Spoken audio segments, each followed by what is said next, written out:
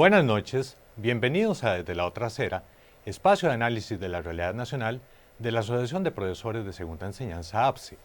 Esta noche abordaremos el tema la derechización de Costa Rica, para lo cual cuento con 4 invitados especiales, 3 de los cuales se encuentran en estudio. El señor Fernando Chironi Kaufman, comunicador y productor audiovisual. Buenas noches, Fernando, bienvenido a este espacio. Buenas noches, Ariel, Ana, y a George y a Cisca también, y a toda la audiencia. Muchas gracias. George García Quesada, historiador y filósofo catedrático de la Universidad de Costa Rica. Bienvenido, George, a este espacio igualmente. Muchas gracias por la invitación, muchas gracias, compañeros y compañeras. Doña Ana Doris González González, presidenta de APSE. Muy buenas noches, doña Ana Doris. Buenas noches, como siempre encantada de estar con nuestros compañeros y con estos invitados de lujo, ¿verdad? Qué maravilla. Y a la distancia tendremos a la señora Cisca Raventós, socióloga e investigadora social.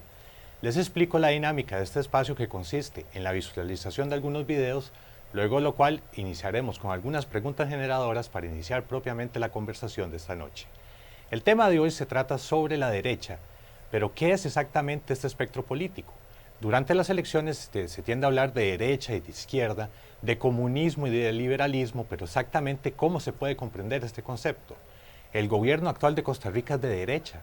¿Realmente queda esa duda? Veamos un poco la explicación en el primer video.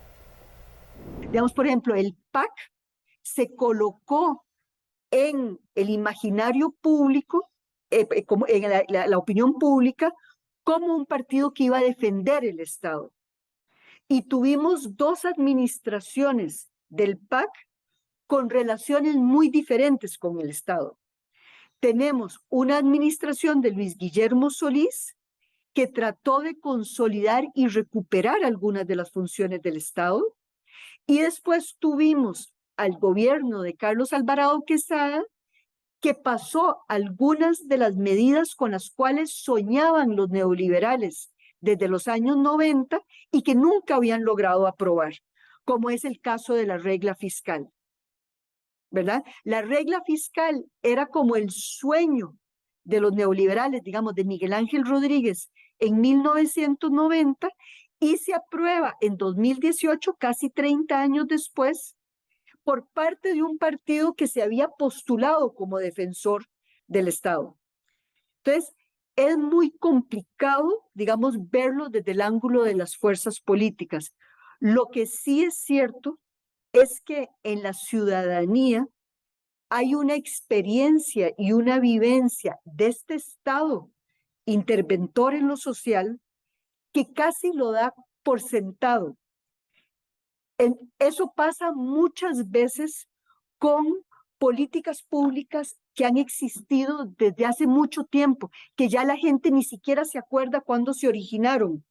Entonces, cuando, por ejemplo, la gente se queja de la caja, y muchas veces con justificada razón, ¿verdad? Porque hay listas de espera, porque muchas veces hay maltrato, porque muchas veces no trataron oportunamente a una persona, porque a veces no les dieron las medicinas que quisieron. Es posible que no se imaginen lo que podría ser una vida sin la caja. ¿Me explico? Es decir, que ¿qué pasaría si yo no puedo ir a Levi's cuando estoy enferma? ¿Qué pasa si cuando tengo una cirugía grande no hay un hospital de la caja que me atienda? Entonces, los discursos privatizadores que hoy tenemos muy fuertemente desde la Presidencia de la República, ¿verdad? Que no habla de la privatización, sino que habla de lo mal que está la caja.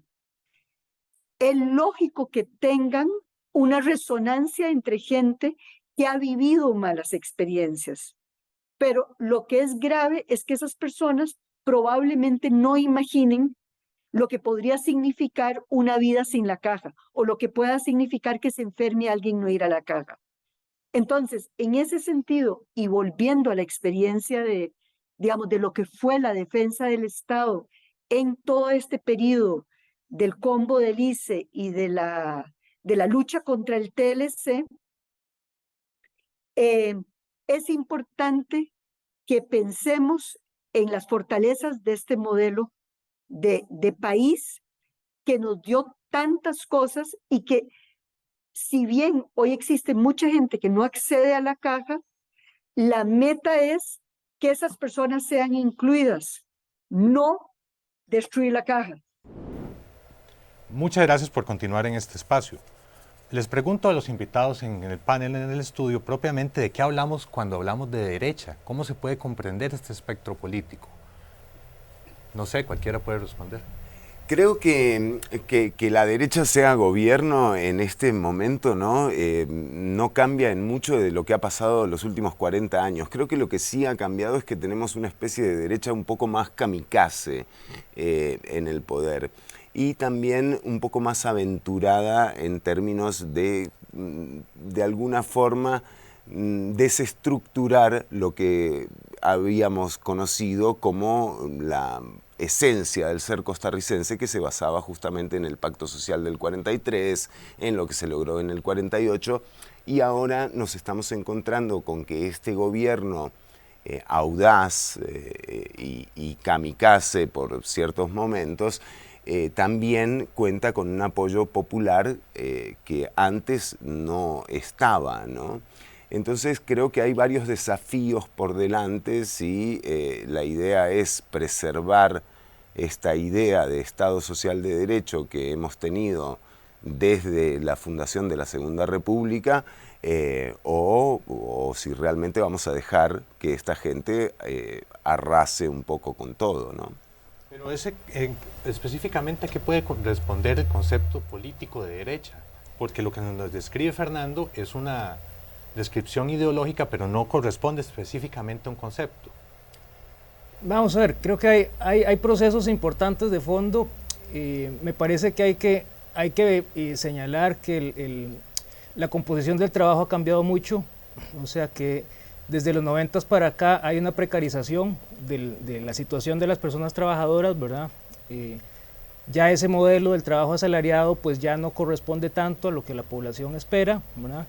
Hay una interiorización, me parece, de este todos contra todos, una visión del otro, del conciudadano, como alguien con quien estoy en competencia, ¿verdad? Porque bueno, pues hay que ganarse la plata dentro de esa competencia todos contra todos, con condiciones laborales pues mínimas o nulas, y eso me parece que genera también una sensibilidad, una neoliberalización del sentido común que permite precisamente, como dice Fernando, que se den estas tendencias o estos jaloneos cada vez más hacia la derecha, que esa derecha política se envalentone y que pues se haga cada vez más aventurada con propuestas, digamos, pues cada vez más en sentido de mercantilizar todo lo que tiene que ver con la sociedad, todo lo que tiene que ver con el individuo, ¿no?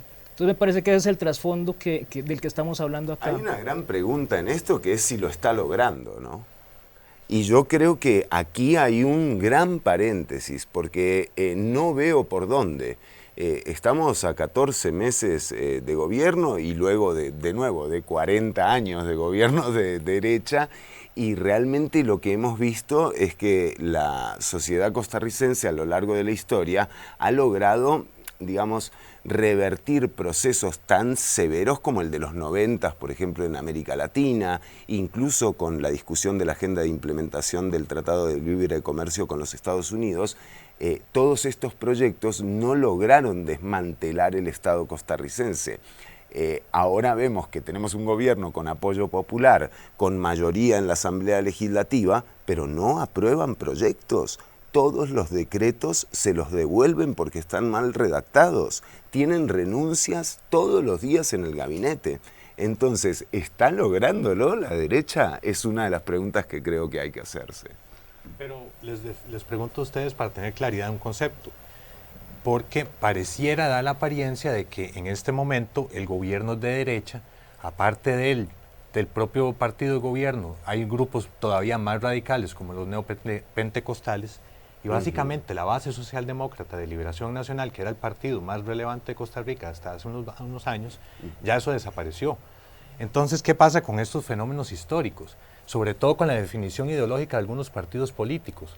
¿Y por qué eso ya no responde a ninguna idea en detalle? Bueno, y de liberación, ¿y qué podemos decir de la unidad social cristiana? ¿No es cierto? O sea, realmente uno de Liberación sí fue más testigo de esa deformación que sufrió el partido con el pasar de los años, pero de la Unidad Social Cristiana realmente yo no me esperaba que luego de ver cómo metían presos a Miguel Ángel y a Rafael Ángel Calderón y a Eliseo Vargas, ¿verdad? Todas figuras. Eliseo Vargas, en el momento en el que lo meten preso siendo presidente ejecutivo de la Caja, era presidenciable, ¿entendés? Y entonces ver que hoy la Unidad tiene una visión totalmente, yo no diría neoliberal, yo diría un liberal tardío, ¿no es cierto? Porque, o sea, realmente ya el neoliberalismo se probó, se recontraprobó y los resultados, bueno, son estos, ¿verdad? Son estos. Desastroso. Propiamente, aparte de este fenómeno que estamos citando, de la indefinición ideológica, hay otro que es más complicado aún y que es dentro de la misma derecha, que hay una oposición a la política actual del gobierno. ¿Cómo distinguir esta oposición de derecha dentro de este mismo sector económico y cómo responde a esta dinámica normalmente? O sea, ¿cómo es que ellos logran concretar sus políticas y su visión económica a partir de su proyecto político? Sí, bueno, tenemos, me parece que de un modo muy notorio en este gobierno una pugna entre diferentes sectores de la propia élite, ¿verdad? Y esto pues queda muy manifestado con todo el tema del tipo de cambio, ¿verdad? Y cómo han habido ciertos sectores ligados con la importación que han salido muy beneficiados, que no hemos visto los supuestos beneficios que trae ese tipo de cambio, esa valorización del colón. No hemos visto cómo se traduce eso en lo que en teoría se supone que debe ser precios más bajos sobre los bienes importados, ¿verdad? Entonces, por ahí uno podría sospechar que hay grupos que se han beneficiado de este tipo de medidas frente a otros que tradicionalmente pues tenían estos beneficios, ¿verdad? Entonces, por ahí creo que hay un asunto de estira y encoge dentro de las propias élites que se está dando en este momento, ¿verdad?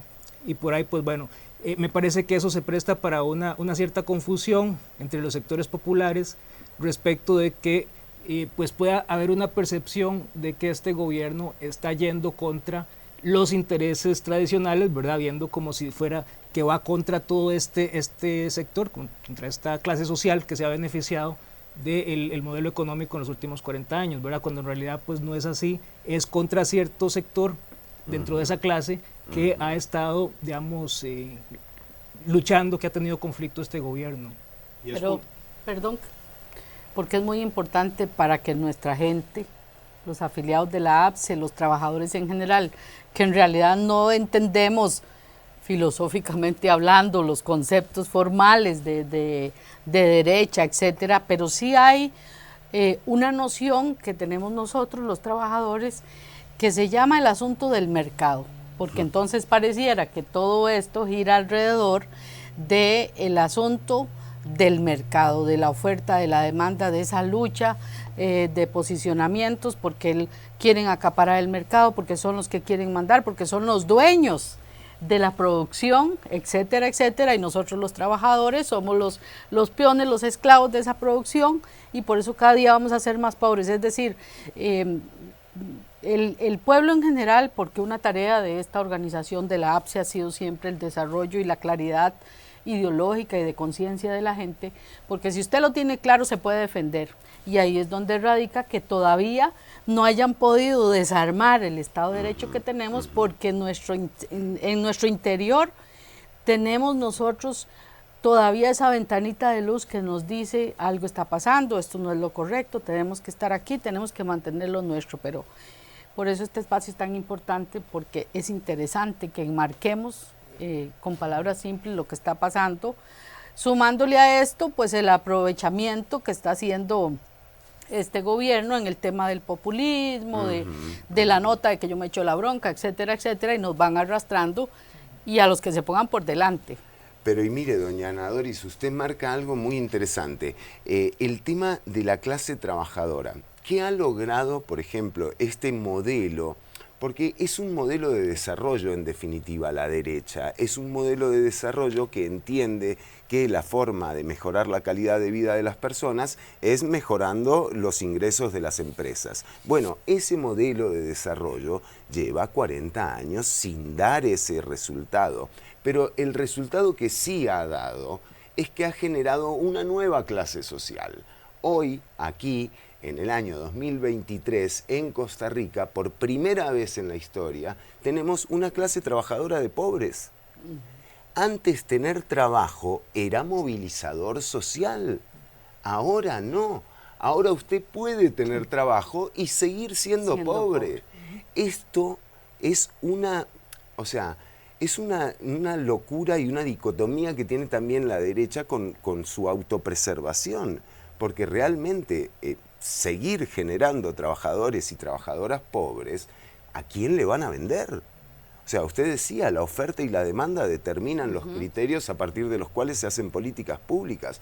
Bueno, creo que este gobierno de Rodrigo Chávez ha sido poco eficiente en la oferta y muy eficiente en las demandas, pero en las penales, ¿verdad? En los propios, ¿verdad? También muy confuso respecto a su propia definición, y esto lo ampliaremos en el siguiente bloque. Vamos a una pausa y ya continuamos con Desde la Otra Acera.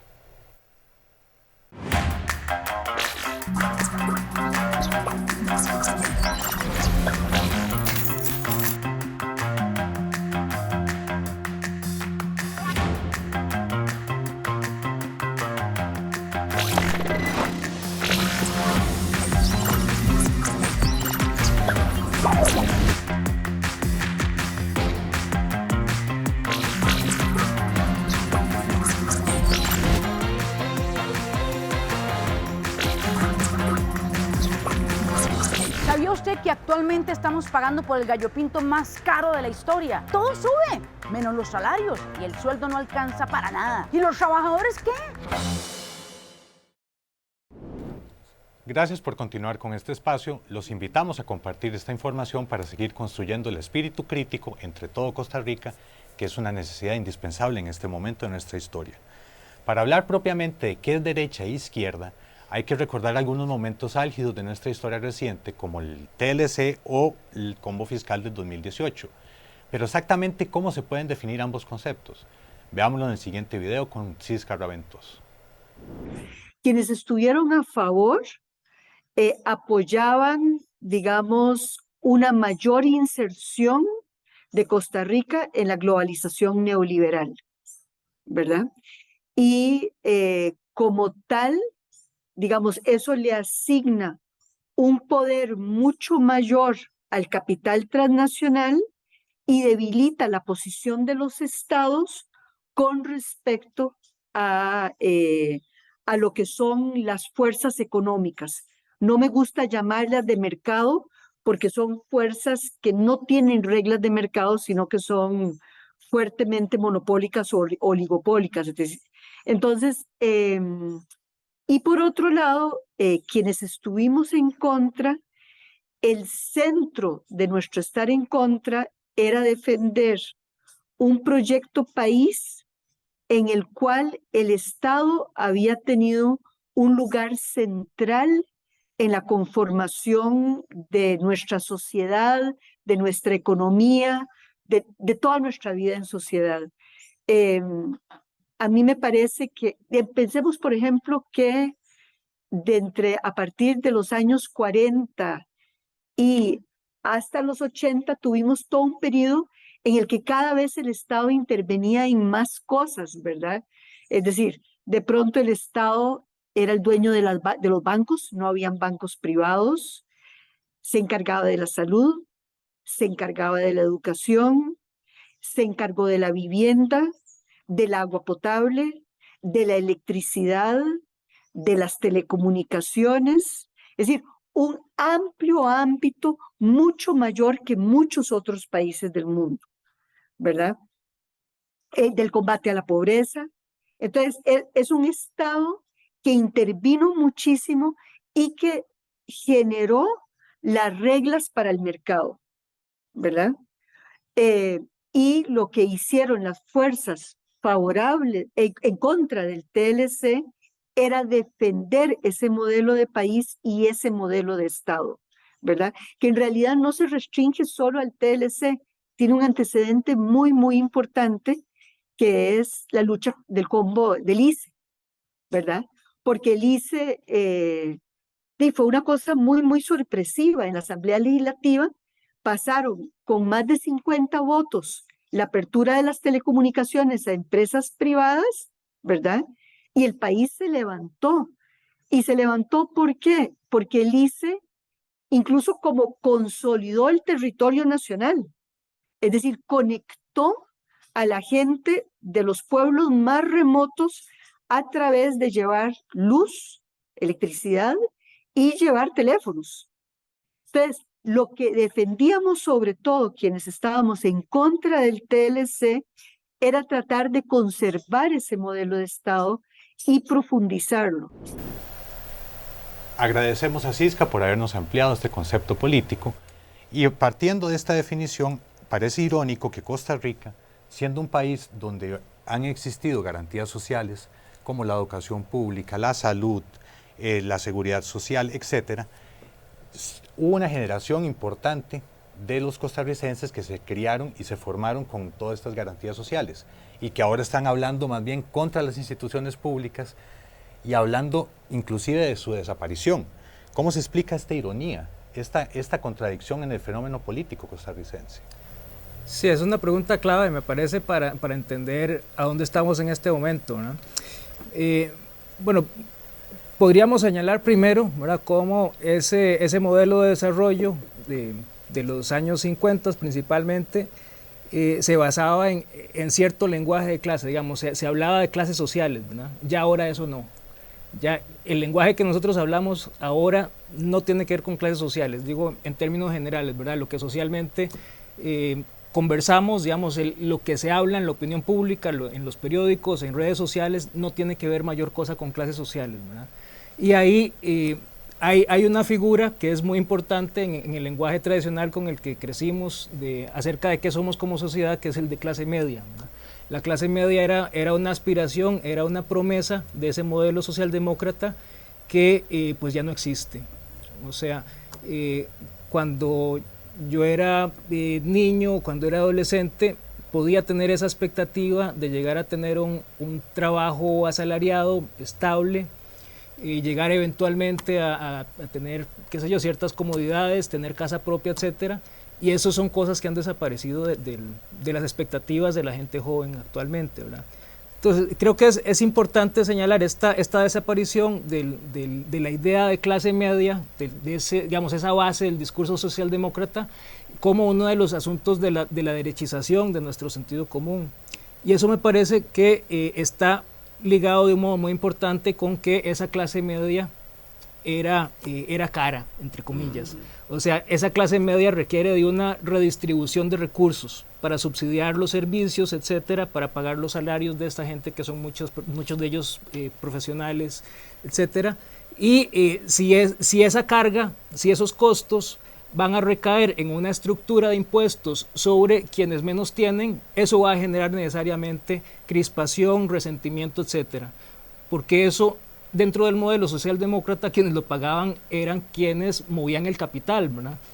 Con la nueva estructura de impuestos de hace algunas décadas para acá, esos costos recaen sobre la población más desfavorecida y eso genera que haya un resentimiento en contra de estas personas que, digamos, tienen una ventaja en esos términos sobre esta población más grande, ¿verdad? No, y el resentimiento es más que evidente por cuanto inclusive en este momento cualquier persona que hable contra el gobierno o se salga de sus políticas está tachado de comunista en las redes sociales.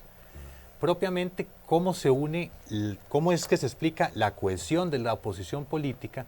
Porque en nuestro Parlamento y en general en todo el espectro político hay una gran variedad de partidos de derecha, incluyendo el PAC, que fue el que gobernó el país 8 años y que se le ha tachado de izquierda desde los sectores de la oposición, pero es tal vez lo menos cercano a esto. ¿Cómo se explica esta unión teórica de estos sectores tan radicalmente distintos, pero que persiguen un objetivo económico? Bueno, es curioso esto, porque ayer esta semana fue en la Comisión de Financiamiento Político, fue uno de los inversionistas de Rodrigo Chávez a comparecer, y el señor que puso 100 millones de colones en la campaña del Partido Progreso Social Democrático, bajo juramento en la Asamblea Legislativa, se confesaba liberacionista. Entonces, ahí es donde uno ve que aquí hay una pésima interpretación de lo que es la política, ¿no? Y cómo hay personas que están ingresando a la política no para articular la mejor calidad de vida de la mayoría de la ciudadanía, sino para hacer negocio. Y en todo caso, esa confusión que tienen estas personas también viene diseñada desde, en este caso puntual, del Código Electoral, que permite que estas personas ingresen a la política sin ningún tipo de compromiso con sus ideales ni con su preferencia política, ¿no? Eso es una gran confusión lo que ha generado. Pero ¿cómo llegamos a esto? Yo estoy totalmente de acuerdo con George. Esto tiene que ver con la eliminación de la clase media, pero ¿quiénes han participado de esto? No podemos quitar a los medios tradicionales y hegemónicos de un discurso estigmatizador, ¿verdad? Porque cuando, digamos, informar es formar, y entretener no tiene por qué ser todo lo contrario. Entonces, cuando uno ve que el entretenimiento se basa en estigmatizar al campesinado como personas tontas o en definir a todo el empleado público como la señora que come papaya, uno se da cuenta que este discurso de odio contra el Estado Social de Derecho tiene sus inicios en los medios de comunicación. ¿Y por qué es una cuestión de soberanía el espectro radioeléctrico? Bueno, justamente porque si no hay otras voces capaces de sopesar un poco esta idea de que todo el entretenimiento tiene que ser una estupidez y toda la información tiene que venir solamente del lado que me interesa defender a mí, bueno, nos encontramos con un cóctel de deformación y no de información. Y creo que en esto también la gran culpa la tienen los medios de comunicación tradicionales, que coleccionan frecuencias como si fueran postalitas de Panini, ¿no es cierto? Tal vez para concluir les pregunto a ustedes cómo hacer para que Costa Rica se eduque para hacer estas distinciones ideológicas y políticas, y para evitar tanta confusión, sobre todo en cuál es el objetivo que queremos como país. Bueno, es una pregunta muy importante, ¿verdad? Porque, vamos a ver, creo que tenemos un cierto consenso, ¿verdad?, acerca de que pues no hay en este momento una claridad, una conciencia política generalizada, digamos, a nivel de la mayoría de la población, ¿verdad? Y en ese sentido creo que es importante retomar pues bueno, las antiguas, no del mismo modo, pero digamos las antiguas formas de formación política y ciudadana, ¿verdad? Creo que es importante salir de los discursos únicos, ¿verdad?, a través del fortalecimiento del tejido social, comunitario. Creo que es importante también fortalecer de otro modo, digamos, una visión de partidos, ¿verdad?, que permita realmente un pluralismo, salir de esa monotonía, ¿verdad?, que podemos ver claramente en esta Asamblea Legislativa, donde casi todos los partidos dicen lo mismo con ligeras variaciones o con algún matiz cultural eventualmente. Pero eso me parece que, bueno, por un lado tiene que ser una cuestión de los partidos, de partidos, digamos, que se posicionen de un modo crítico, ¿verdad?, y tiene que ser sobre todo una cuestión que venga desde abajo, ¿verdad? Y bueno, y esto me parece muy apropiado decirlo acá, dentro de APSE, ¿verdad?, un sindicato tan importante para el país, porque creo que es de aquí que debe salir, ¿verdad? Es de la organización de las comunidades, de las personas trabajadoras, que puede venir ese cambio, ¿verdad? Pero bueno, para eso tenemos que hacer un poco una política distinta, no esperar que el Estado sea el que nos venga a explicar todo, ¿verdad?, sino pues tomar un poco la iniciativa.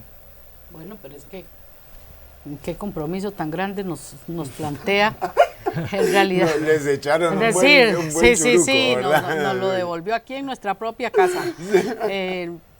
Bueno, es que es muy interesante, pero antes George hablaba de, me encantó eso, la derechización del sentido común. Yo nunca había escuchado eso. Y si uno se pone a analizar, bueno, es que eso es lo que nos pasa a todos los ciudadanos de este país, a los trabajadores. Es decir, ¿cuál sentido común? Porque observar uno en la Asamblea Legislativa, a los diputados, con ese discurso, engañando a la gente, por ejemplo, trasladando recursos de la educación para seguridad y dándose esa gran idea o queriendo engañar a la gente que están muy preocupados por la educación, por los programas de equidad, por el transporte, por la comidita de los estudiantes para que estén bien. Es decir, es un asco. Y cómo no enojarse ante eso. Aquí en la APSE tratamos de hacer ese trabajo de informar, porque estar informado es súper importante. Solo con la información la gente puede entender que eso que le están diciendo pues es una locura y es un ridículo. Es decir, es un ridículo que un diputado de la República diga esas cosas y se queda uno pasmado ante semejante cosa. Y cuando tenemos la oportunidad, que hoy tenemos que hacer mil y más, bueno, ni me atrevo a decir cuántos programas de estos, tenemos que lograr que la gente escuche, que la gente vea, que la gente lea, que la gente recuerde quién es, porque es cierto, no somos clase media. Ya no pensamos, y los jóvenes menos, ya no piensan en esa oportunidad de tener su casita, de tener su carro, porque eso es un crimen, que un trabajador quiera vivir bien. No, es que ahora solo pensamos en medio comer, y a eso es a lo que nos han traído. Por eso es que es tan peligroso que los partidos políticos no tienen ideología, son puro bla, bla, bla, y con ese bla, bla, bla quieren engañar a los trabajadores.